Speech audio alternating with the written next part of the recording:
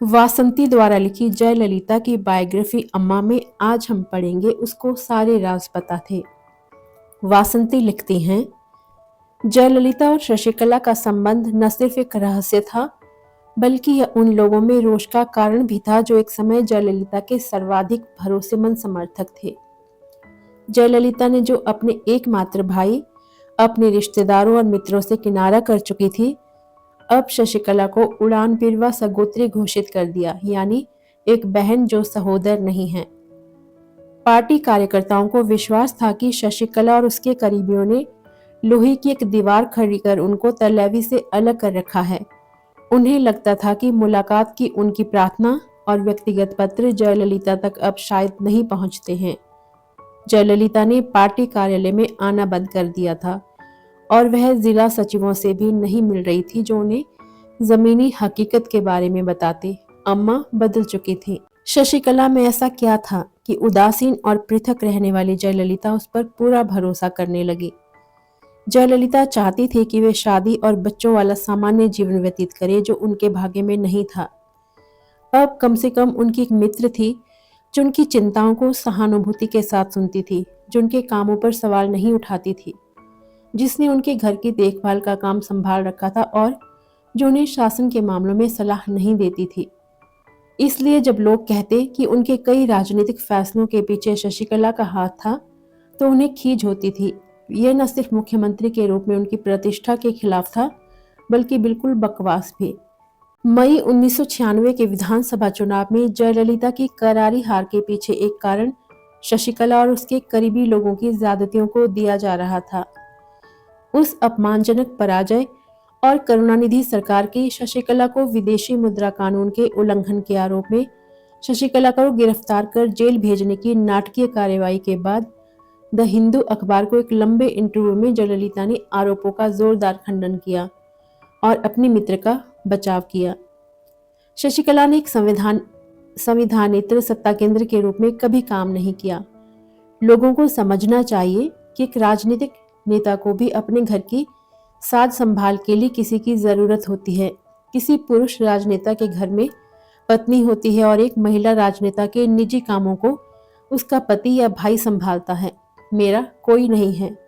ये तो शशिकला ही है जिसके मेरे घर की साज संभाल करने के लिए आगे आने के बाद मैं राजनीति में पूरा ध्यान केंद्रित कर सकी। एमजीआर की मौत के बाद मैं एक पीड़ादायक दौर से गुजरी और मेरे घर पर कोई नहीं था जो मेरी किसी तरह से मदद करता। उस दौरान शशिकला और नटराजन ने सहायता करने का प्रस्ताव किया, इसलिए मैंने भरोसा करते हुए उनके प्रस्ताव को स्वीकार कर लिया। दोनों मेरे यहाँ रहने आ गए। लंबे समय से जयललिता के साथ रहे कर्मचारियों को हटाकर शशिकला नटराजन अपने लोगों को ले आए। उन्होंने उनकी निजी सुरक्षा के लिए ग्रे कैट्स के सुरक्षा कर्मियों की सेवाएं ली। नटराजन को उनके वित्तीय मामलों को संभालने का कार्य सौंपा गया। जयललिता के खुद के शब्दों में, लेकिन जल्दी ही नटराजन अपनी हदों से निकल गया और मुझे उसकी कठोरता और दखलंदाजी की प्रवृत्ति पसंद नहीं थी। इसलिए मैंने उसे अपने घर से चले जाने को कहा, लेकिन शशिकला ने मेरे साथ ही रहने का विकल्प चुना। यह मेरे मुख्यमंत्री बनने के पूरे साल भर पहले की बात है। नटराजन ने दोबारा इस घर में कदम नहीं रखा। शशिकला ने मेरे साथ रहने और मुझे नैतिक समर्थन देने और मेरी देखभाल करने के लिए अपनी पूरी जिंदगी न्यौछावर कर दी। वास्तव में एक बार उसने मेरी जान तक बचाई। उसकी वजह से ही मैं जीवित रही और पार्टी को 1991 में एक भारी जीत दिलाने के काबिल बन पाई। वासंती आगे लिखती हैं, ये सोचकर आश्चर्य होता है कि जयललिता इतनी भोली हो सकती हैं कि उन्हें भरोसा हो कि सिर्फ उनके निर्देश के कारण शशिकला एक ही शहर में रह रहे अपने पति से संपर्क नहीं करेंगी। उनके शशिकला से संबंधों को लेकर एक विद्वेषपूर्ण बात फैलाई गई कि दोनों समलैंगिक हैं। इसके प्रमाण के रूप में कथित रूप से जयललिता द्वारा अपने निजी चिकित्सक को लिखे एक पत्र को सार्वजनिक किया गया। डॉक्टर और जयललिता दोनों ने इस तरह के किसी पत्र के अस्तित्व से इनकार किया, लेकिन डीएमके के नेता अक्सर जयललिता की छवि बिगाड़ने के लिए इस तरह के हथकंडे अपनाते थे।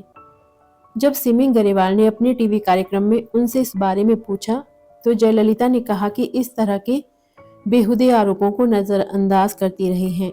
लेकिन यह तो बिल्कुल साफ हो चुका था कि शशिकला के रिश्तेदार जिनका उल्लेख मनारगुडी माफिया के रूप में किया जाता था, लगातार प्रभाव बढ़ाते जा रहे थे।